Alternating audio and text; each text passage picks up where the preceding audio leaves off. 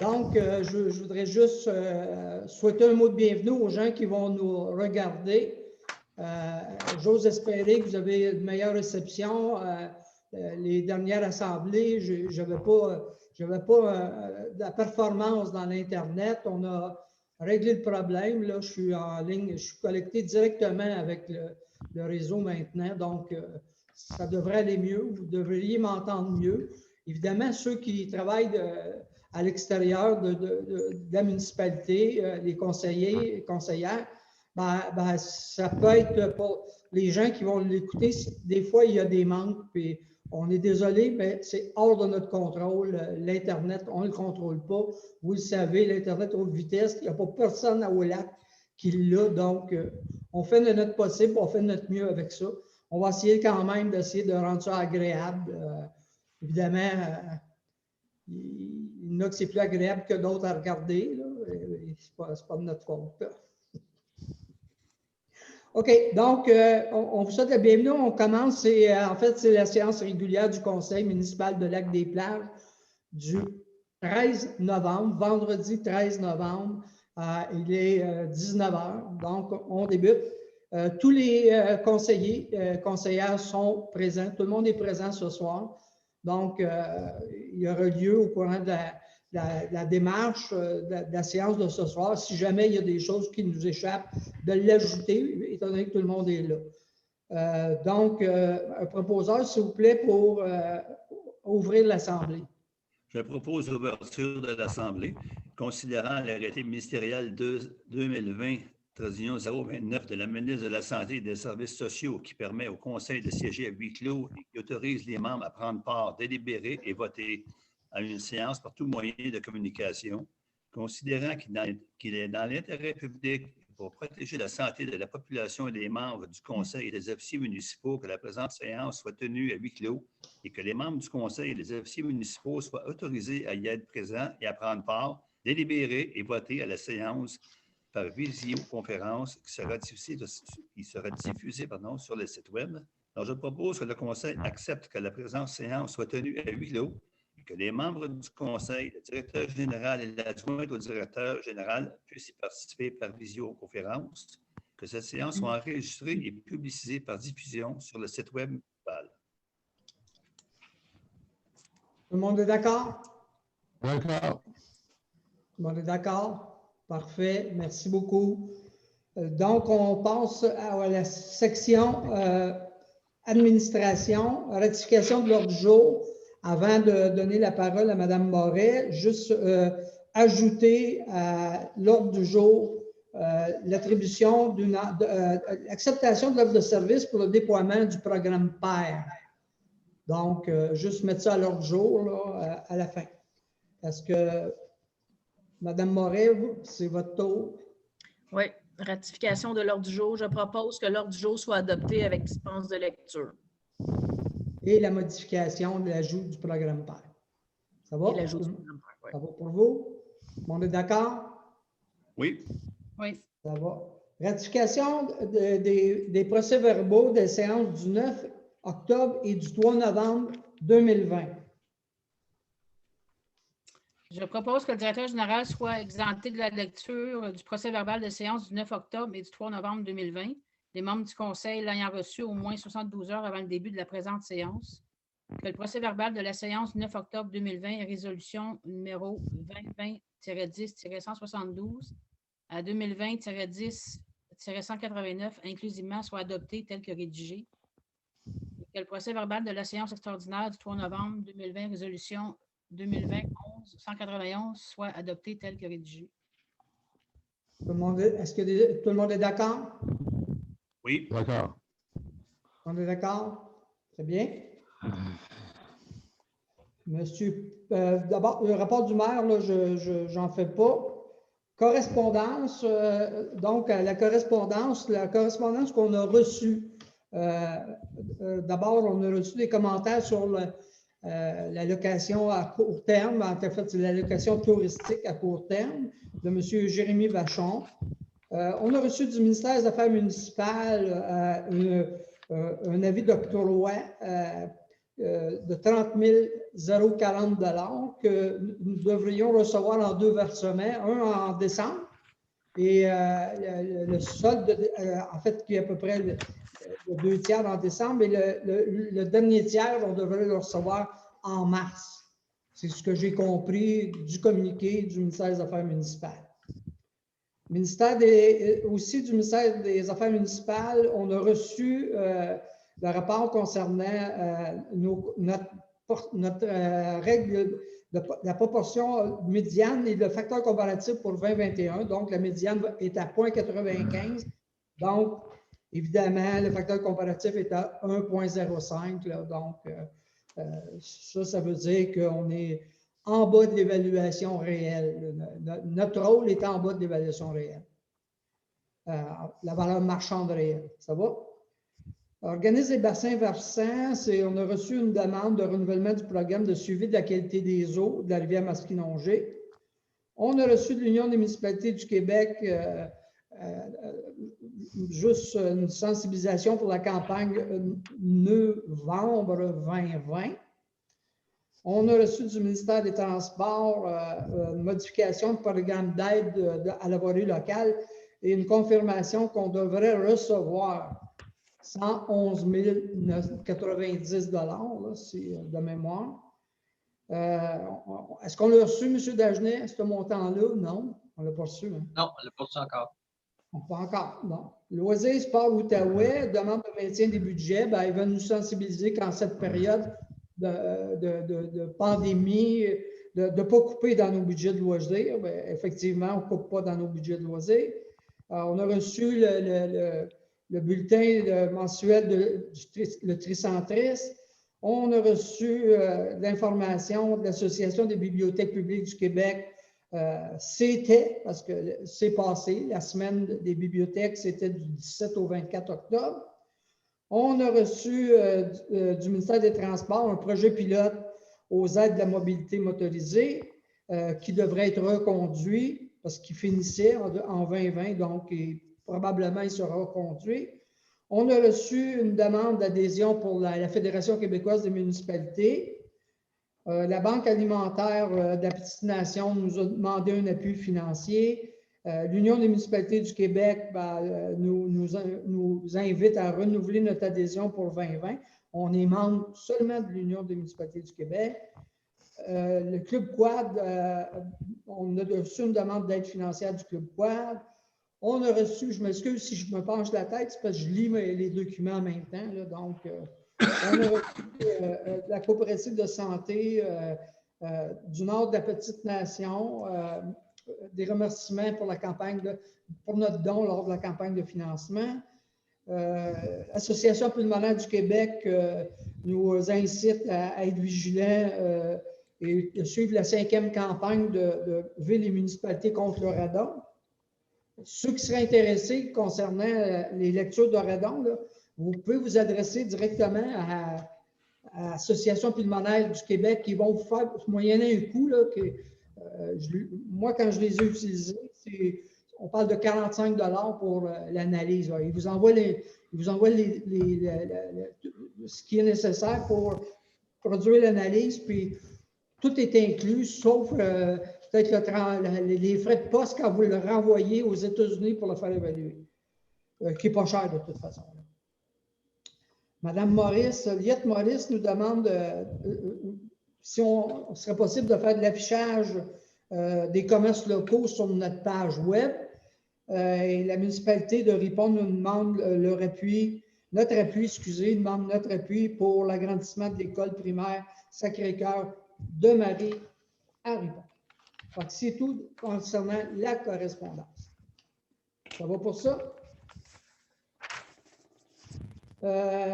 Monsieur Perret, de questions d'ordre général. Donc, ça, c'est aussi mon dossier.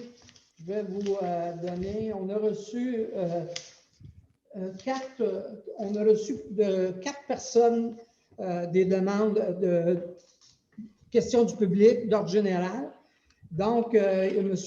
Bruce Gill qui nous interpelle à savoir il s'inquiétait un petit peu, comme nos inquiétudes à nous aussi, concernant la location des chalets à court terme, la location touristique court terme.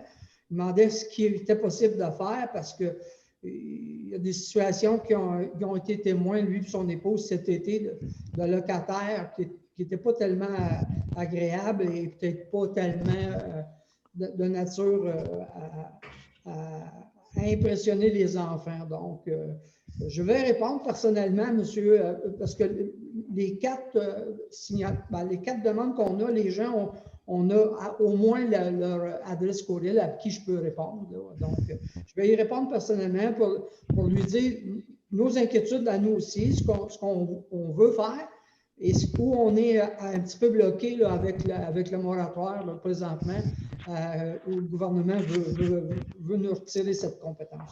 Donc, je vais répondre. Globalement, ces deux questions, Mme Gill, c'était vraiment... Ça tenait compte seulement pour les locations des chalets de type Airbnb, là, plutôt. Ça va? On a reçu Mme Liette Maurice, on l'avait mis dans la correspondance, elle nous interpelle une autre fois dans la partie questions du public où elle nous demande si on ne pourrait pas voir comment on peut inciter les commerçants à s'afficher sur la page web. Il faut dire que la page web de la municipalité n'est peut-être pas de nature, ou en tout cas, elle n'est peut-être pas la meilleure place et ce n'est peut-être pas non plus la vocation de la municipalité de tenir des informations sur les commerçants à donner, en tout cas. Donc, on va essayer de voir si, avec le ministère des Affaires municipales, voir c'est quoi un petit peu, mais de prime abord, là, ça devient difficile. Moi, je l'ai fait en 2018 sur mes pages Facebook et pour aboutir qu'à la fin, soit que ce n'était pas utilisé du tout, soit que les gens me contactaient personnellement pour savoir avec qui faire affaire. C'est un peu difficile. Donc, la municipalité ne pourra pas répondre non plus. La seule chose qu'on pourrait faire, c'est dire, voici la liste des commerçants, puis c'est tout. Là, mais on ne pourrait pas accepter des appels pour savoir c'est qui le commerçant. Déjà, on le fait ici. Il y a les cartes d'affaires qui sont disponibles sur place. Donc, on va essayer de voir comment on pourrait améliorer ça. Moi, je peux vous dire qu'il y a des commerçants qui ne veulent pas être annoncés non plus. Ça, c'est clair, là, je vous le dis tout de suite. Là. Il y a des commerçants, moi, dans le temps où je l'ai fait, puis l'onglet est encore sur mes pages, là, il y a des commerçants qui m'ont dit non, moi, je ne veux pas. Je suis déjà tellement occupé que ça ne donne rien que les gens me communiquent. Les autres commerces, je pense qu'un petit peu tout le monde sait où est le dépanneur. Il y a des commerces qui sont connus comme Barabas dans la Passion. Là, je ne vois pas de quelle façon ça pourrait avantager. Déjà, les nouveaux arrivants, on leur envoie un peu d'informations. Donc, à ce niveau-là, on va essayer de voir ce qu'on peut faire. Mais pour l'instant, je ne suis pas convaincu que c'est vraiment d'intérêt public. Ça va? Ça, c'était la demande de Mme Maurice. Il y a une demande d'un certain M. Laurin qui dit, d'abord, il se pose la question comment il peut faire pour poser des questions sur le contenu d'une assemblée. Les questions du public sont des questions d'ordre général. Ce pas des questions... Ceux qui assistaient aux réunions le savent, c'est qu'au début de la réunion, vous aviez, quand ça se fait physiquement avec les gens, au début de la réunion, vous avez la période de questions du public, donc qui porte sur tout ce qui se passe, là, peu importe, pas nécessairement sur l'ordre du jour. C'est ce qu'on fait aujourd'hui par Internet, par visioconférence. Évidemment, la deuxième période, on ne peut pas la faire parce que c'est évident, les gens n'assistent pas directement à l'Assemblée, donc ils ne peuvent pas nous poser des questions par après sur les discussions de l'Assemblée, puis tout ça. Ça, je peux comprendre ça. Donc, il faut que vous compreniez que la question, c'est d'ordre général. Si vous avez des questions d'ordre général, bon, on va répondre. Sur le point de l'ordre du jour, il a quand même regardé, M. Lorrain, les projets. Donc, il parle d'urbanisme, des coûts reliés à la présence d'amiante. Ben, ce n'est pas une étude de coûts reliée à la présence. C'est une étude de coûts reliée à l'enlèvement. Donc, c'est à l'enlèvement d'amiante. On n'a jamais caché qu'il y avait de l'amiante, là. On n'a jamais caché qu'il y avait de l'amiante. Tout le monde le sait, c'est connu, c'est d'intérêt public. Il y a de l'amiante, on le sait. On n'a pas déposé rapport parce qu'on veut les faire analyser par des experts. Il n'y a pas personne ici qui est des experts. Avant qu'on parte en peur avec les résultats d'amiante qu'on a, ben, on va les faire regarder par des experts. Puis ces experts-là vont nous dire exactement de quelle nature ils sont, les coûts que ça peut engendrer. Puis après ça, ben, on prendra une décision. Et c'est la dernière, on le dit, on va le répéter, c'est la dernière étude du projet qu'on avait pour mettre à jour tout le dossier de l'Église. Et quand il dit, est-ce que vous avez encore il nous demande si on n'a pas l'intention de retourner à charge d'acquisition de l'Église, bien, évidemment, on ne ferait pas tout ça si éventuellement on n'avait pas une décision à prendre à ce volet-là. Là, c'est correct. L'autre question, parce qu'il y a comme deux questions numéro 2. Il y a 1, 2, puis 2. Donc, l'autre question de M. Lorrain, c'est la situation de la mine de graphite. Il n'y en a pas de développement, il n'y a rien qui se passe avec les mines. Et dans le contexte actuel, je n'ai rien à vous donner. Merci. Donc, M. Doré, Gilles Doré, lui aussi pose des questions concernant l'amiante dans l'Église. Ben, en fait, je viens de répondre à M. Lorrain concernant la présence d'amiante. Je pense que j'ai répondu à la demande aussi de M. Doré en répondant à M. Lorrain. Donc, c'est tout. Il n'y avait pas d'autres questions pour ce soir. Donc, on est rendu à dépôt des déclarations d'intérêt pécuniaire. Monsieur Dagenet. Oui, comme c'est requis par la loi, j'ai reçu les déclarations d'intérêt pécuniaire de tous les membres du conseil. Je vais pouvoir faire suivre l'information au ministère des Affaires municipales pour s'assurer qu'on est en règle. C'est un dépôt seulement. Parfait, merci. Donc, on est rendu à la projet de résolution 195. Monsieur Boivin. Ouvrez votre micro, Monsieur Boivin. C'est bon.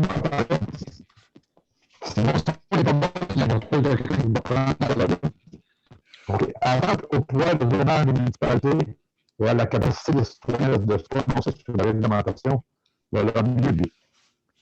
Considérant la position du milieu municipal concernant les intentions du gouvernement du Québec. Excusez, je me fais, M. Boivin, parce qu'on ne vous entend pas. Votre micro fonctionne vraiment mal. C'est un peu comme mardi soir, là, ce que je vous ai dit mercredi. C'est un peu comme mardi soir. Tout est saccadé. Fait qu'on va être, juste rester avec nous, là. On va être obligé de passer par. On va aller avec Christine pour voir si Christine a une meilleure. Excusez, parce qu'on ne vous entend pas. C'est vraiment saccadé. Là. Ça va, M. Boivin? Je m'entendais. Ouais. OK. Fermez votre micro. Juste fermez votre micro.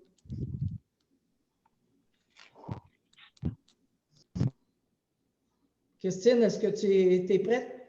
Oui. Vas-y. Atteinte au pouvoir de zonage des municipalités et de la capacité des citoyens de se prononcer sur la réglementation de leur milieu de vie. Considérant l'opposition du milieu municipal concernant les intentions du gouvernement du Québec, inscrite dans le projet de loi 49, déposé à l'automne 2019, de modifier le pouvoir de réglementation des municipalités en matière de zonage en ce qui a trait aux établissements d'hébergement touristique exploités dans les résidences principales, dont les locations de type Airbnb.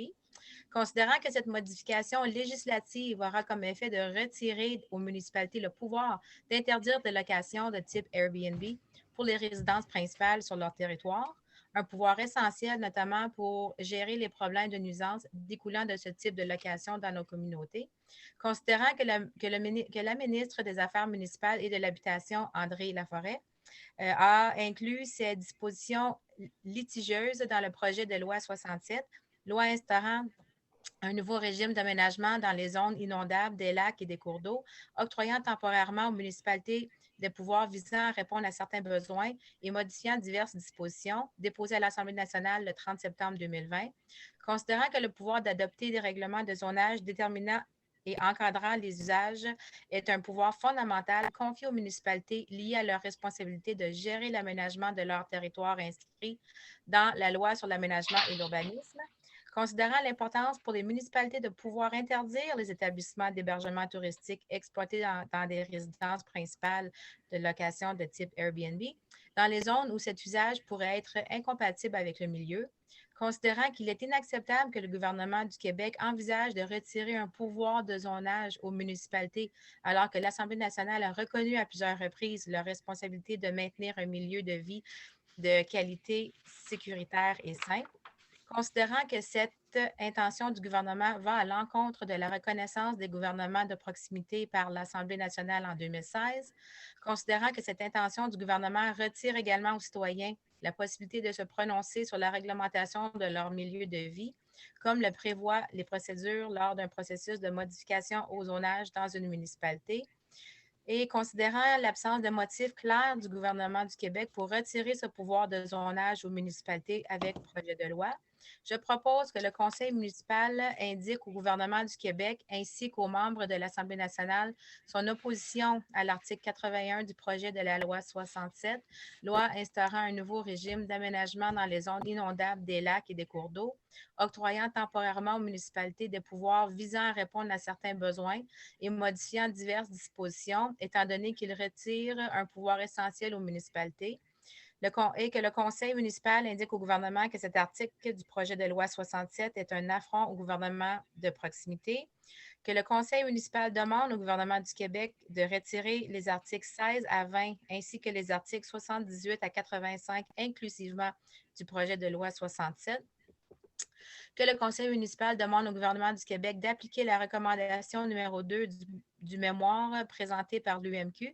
L'UMQ demande au gouvernement du Québec de retirer l'article 79.2 du projet de loi de manière à ne pas conférer un nouveau pouvoir réglementaire en urbanisme et au MRC et de plutôt améliorer au besoin le mécanisme de contrôle intérimaire déjà existant, que le Conseil municipal demande au gouvernement du Québec de retirer l'article 81 du projet de loi 67 pour laisser dans le projet de loi 49, pour laisser place à la discussion afin de trouver une solution raisonnable permettant aux municipalités de conserver leur pouvoir de zonage et d'assumer leur responsabilité de maintenir un milieu de vie de qualité, sécuritaire et sain, et de conserver le droit des citoyens de se prononcer sur la réglementation de leur milieu de vie.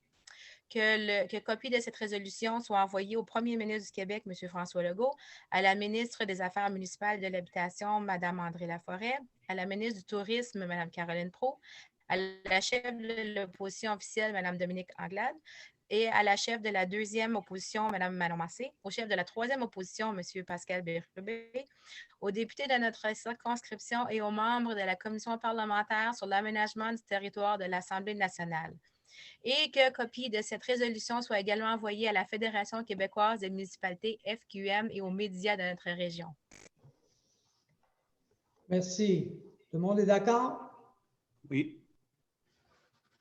Parfait. Merci beaucoup, Mme Richer. Donc, on est rendu à la section finances. Monsieur Dagenet. État comparatif.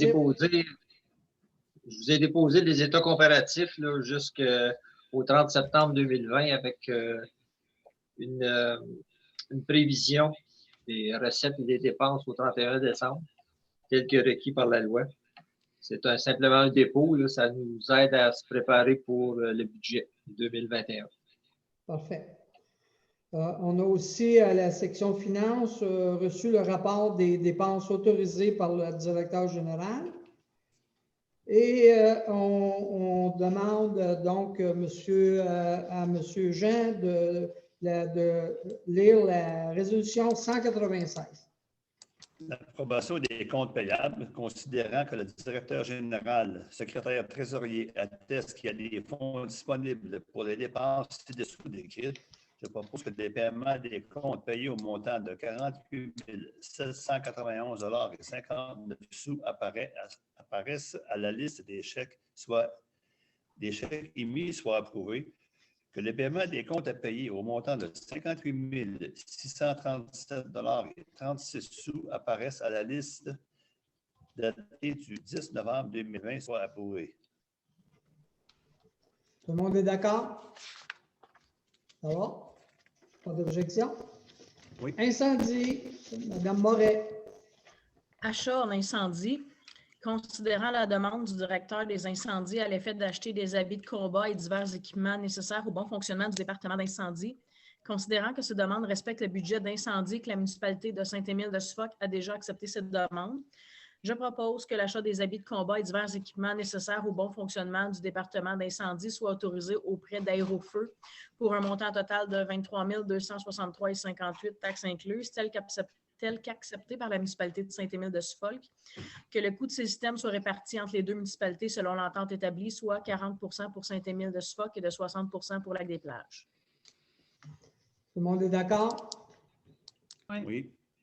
On est d'accord. Donc, on est à la section transport. Madame McCauley. Oui. Mandat à l'Union des municipalités du Québec, achat de chlorure utilisé comme abat poussière pour l'année 2021. Attendu que la municipalité de Lac-des-Plages a reçu une proposition de l'Union des municipalités du Québec de préparer en son nom et au nom de plusieurs autres municipalités intéressées un document d'appel d'offres pour un achat regroupé de produits utilisés comme abat poussière pour l'année 2021.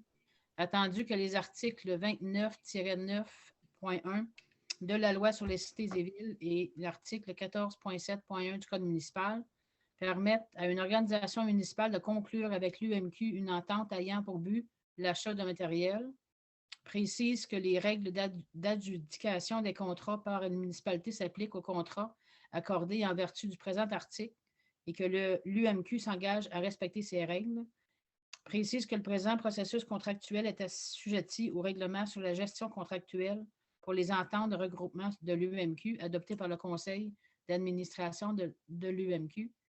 Attendu que la proposition de l'UMQ est renouvelée annuellement sur une base volontaire, attendu que la municipalité désire participer à cet achat regroupé pour se procurer le chlorure de calcium solide en flocons et ou le chlorure en solution liquide dans les quantités nécessaires pour ces activités, je propose que la municipalité confie à l'UMQ le mandat de procéder sur une base annuelle en son nom et celui des autres municipalités intéressées au processus d'appel d'offres visant à adjuger un contrat d'achat regroupé de différents produits utilisés comme abat poussière, donc chlorure en solution liquide, nécessaires aux activités de la municipalité pour l'année 2021, que pour permettre à l'UMQ de préparer son document d'appel d'offres, la municipalité s'engage à fournir à l'UMQ les types et quantités de produits dont elle aura besoin en remplissant la ou les fiches techniques d'inscription requises que lui transmettra l'UMQ et en retournant ces documents à la date fixée, que la municipalité confie à l'UMQ la responsabilité de l'analyse des soumissions déposées.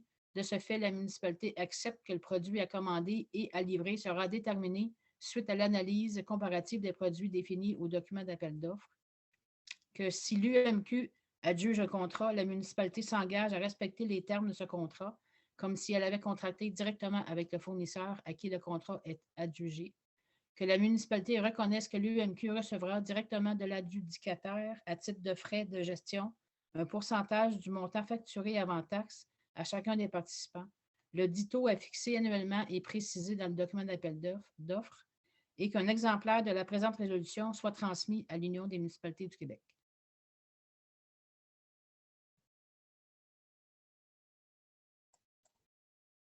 C'est bon?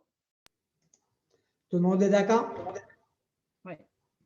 Oui, ça va? OK. Résolution 199, Mme Richer. Prolongement du chemin marié. Considérant la résolution numéro 2020-10-182 expliquant la problématique du chemin marié qui se termine en front de l'immeuble 6 178 102, sans cercle de virage, considérant que les propriétaires des lots situés à l'ouest du chemin marié ont adressé une demande de céder à la municipalité le chemin privé, dont le lot 6 168 102, Considérant les exigences du règlement numéro 96-06 et ses amendements relatifs aux exigences à l'acquisition des chemins privés par la municipalité et considérant que les propriétaires veulent un engagement de la municipalité avant d'engager des frais afin de mettre le chemin aux normes, je propose que la municipalité informe les propriétaires du chemin privé lot 6 168 102 que la municipalité procédera à l'acquisition de ce chemin pour le rendre municipal dès qu'il rencontrera les normes édictées dans le règlement 96-06 et ses amendements. Okay. Juste un éclaircissement concernant les amendements, M. Dagenet. Est-ce que c'est la discussion qu'on a eue hier là, concernant les amendements qu'on veut faire au présent règlement? Là? Non, les amendements, c'est ce qui est déjà rentré en vigueur. C'est le règlement 44-2004 qui modifiait le règlement 96-06, qui disait que les frais de l'approbation du chemin là, par un ingénieur, puis ça était aux frais du propriétaire qui veut le céder. Okay. Ça, c'est correct, mais on avait parlé hier d'essayer pas d'essayer de modifier le règlement ou par un autre règlement pour inclure aussi que les chemins vont être pris à la charge quand il y aura assez de propriétés sur place pour justifier l'ouverture d'un chemin, surtout l'hiver, parce que à date, la partie nord du chemin Sioui, on ne l'entretient pas l'hiver parce qu'il n'y a pas de propriété. Donc, je comprends, il faudrait aussi l'inclure, qu'il faudrait qu'il y ait assez de propriété pour qu'on puisse éventuellement le prendre en charge. Sinon, on ne le prendra pas en charge. Là. On ne prendra pas un chemin qui est un chemin pour aboutir nulle part. Là. Donc, il faut le rajouter dans la résolution. C'est ce qu'on a discuté hier. Je pense que j'avais été clair sur ça.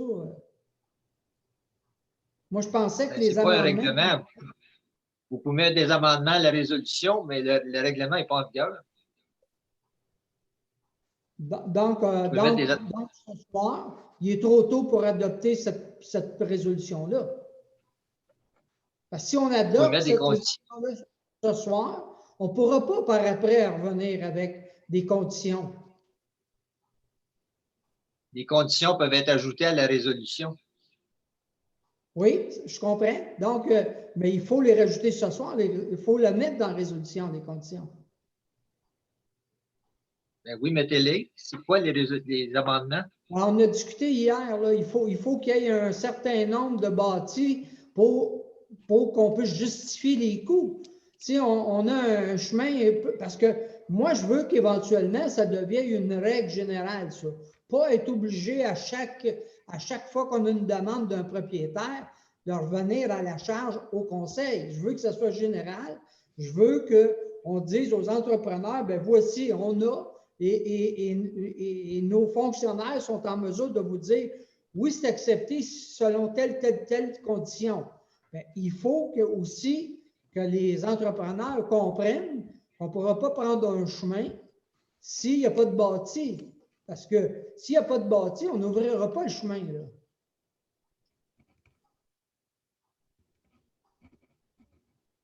Est-ce que tu... Moi, je comprends, mais vous me dites qu'est-ce que vous voulez mettre dans la résolution? Ben, moi, je m'attends à ça. Donc, je m'attends que tu le phrases nos intentions.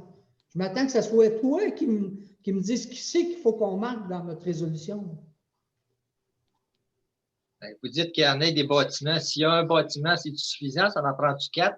Ça prend-tu 200 000 d'évaluation? L'entretien du chemin nous coûte 6 000 par année, mettons. Puis qu'on reçoit 2 000 de taxes, ben, comprends-tu? C'est ça que je veux. Comment qu'on pourrait arriver à quantifier pour dire, ben voici, nous, oui, on est prêts. La condition ultime, c'est quand on va recevoir assez de taxation ou quand il y aura des projets sérieux de construction, ben, on le prendra.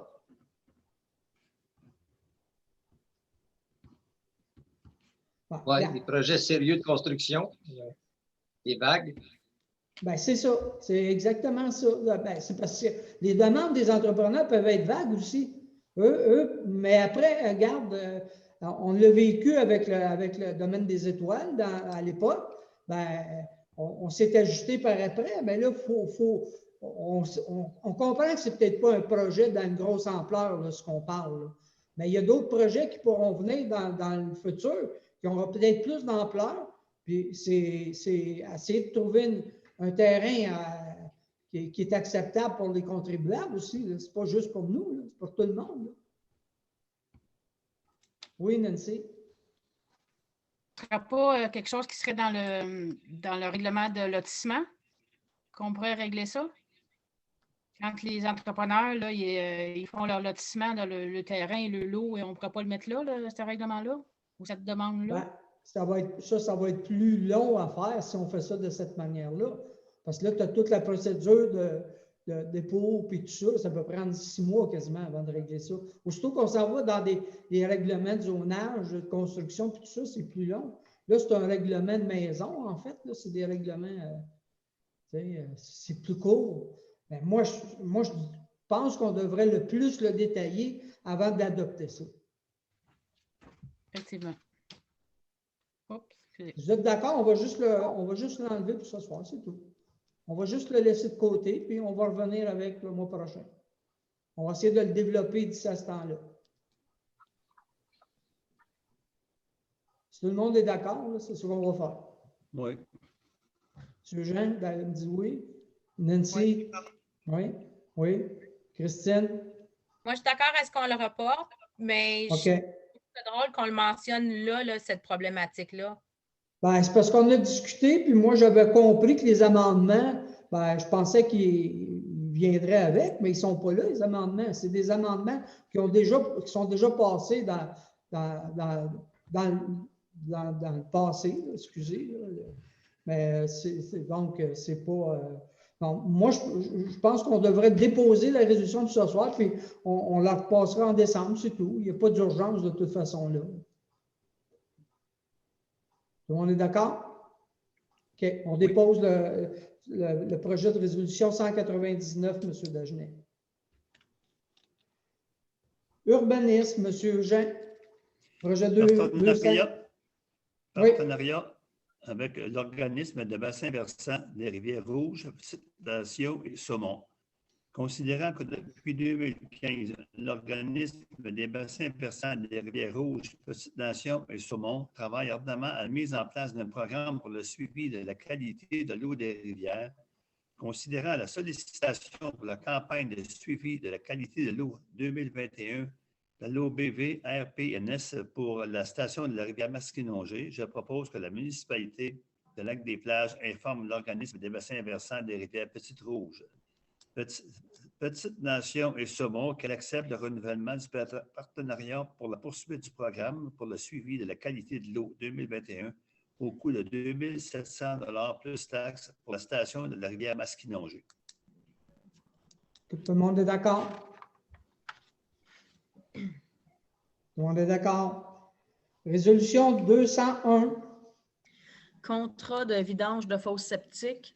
Considérant l'appel d'offres sur SEAO du devis pour programme de vidange de fosses septiques, considérant les soumissions reçues, je propose que le contrat de vidange des fosses septiques pour les années 2021, 22 et 23 et 24 soit accordé à 91 47 92 79 Québec Inc. et Pursol, plus bas soumissionnaire au montant de 62 017 et 52 pour 21, 62 730 36 pour 2022, 64 156 05 pour 2023 et de 64 868 et 90 pour 2024, basé sur une estimation de 310 fosses annuellement. Tout le monde est d'accord?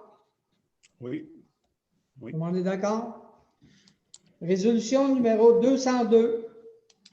Étude des coûts reliés à la présence d'amiante dans l'église Lac-des-Plages. Considérant la résolution 2020-02-049, autorisant la prise d'échantillons pour déterminer la présence d'amiante dans l'église Lac-des-Plages, considérant l'offre de service reçue de service d'ingénierie Jokinen pour étudier les coûts de la présence d'amiante dans l'église, je propose que l'offre de service d'ingénierie Jokinen pour étudier les coûts de la présence d'amiante dans l'église soit acceptée au montant de 1 500 $ plus taxes applicables pour la préparation d'une budgétaire conceptuelle des coûts de traitement et ou enlèvement de l'amiante. Tout le monde est d'accord? Oui. Oui. Tout le monde est d'accord. Résolution 203. Protocole d'entente ressources communes en loisirs. Considérant la résolution numéro 2020-01-016, informant les municipalités d'Amherst et Arundel de notre accord à établir une entente de services commune pour un technicien loisir, et considérant que la pandémie de COVID-19 a mis sur pause le processus, mais que finalement une ressource a été trouvée, je propose que le maire et le directeur général soient mandatés à signer le protocole d'entente, embauche d'une ressource commune en loisirs pour le milieu rural, à intervenir avec les municipalités d'Amherst et d'Arundel. Tout le monde est d'accord? Oui. Parfait. Résolution 204. Ouverture d'un poste saisonnier pour entretien des sentiers. Considérant que les sentiers de ski de fond et de raquettes sont entretenus par des bénévoles à l'aide de la motoneige de la municipalité, considérant que cette tâche récurrente peut avoir un effet dissuasif sur le bénévolat, je propose que la municipalité affiche un poste saisonnier à temps partiel pour l'entretien des services de ski de fond, des sentiers de ski de fond et de raquettes durant la saison hivernale selon la description de tâches à venir. Est-ce que tout le monde est d'accord? On est d'accord? Résolution 205, en fait, c'est la résolution qu'on a ajoutée qui est pour l'adhésion au programme PAIR. Donc globalement, là, en fait, là, je prends la parole de Mme Moret, là, mais globalement, c'est un programme d'aide pour les aînés. Et c'est un programme qui nous est offert au coût de 500 $ annuellement, qu'on va développer à partir de la municipalité. Je pense qu'on a le personnel qui peut faire ça. Ça ne sera pas une grosse charge, là. Et on voulait juste, on l'a rajouté au début de la réunion, donc la résolution n'était pas prête, mais globalement, c'est ça. Je pense que M. Dagenet est en mesure de le phaser comme il faut là, pour qu'on soit tous d'accord. Les conseillers sont au courant du programme, ils l'ont tous eu par avant. Là. Donc, on voulait juste être certain. Est-ce que tout le monde est d'accord avec le programme, l'adhésion au programme PAIR? Oui. 500 $ par année. Ça va? Ça, c'était la résolution 205. Avant de passer à la levée de l'Assemblée, parce qu'il n'y avait pas. Est-ce qu'il y a d'autres choses que. Est-ce qu'il y a un conseiller qui voudrait rajouter d'autres choses avant qu'on finisse l'Assemblée? Il n'y a pas d'autres choses à ajouter? Ça va? Tout le monde? OK. Donc, Mme Moret, vous avez le fin mot pour la fin de l'histoire. Je propose que la séance soit levée et terminée les 19h17. Tout le monde est d'accord? Merci beaucoup. Bonne fin de soirée. Merci. Bonsoir tout le monde. Bonsoir.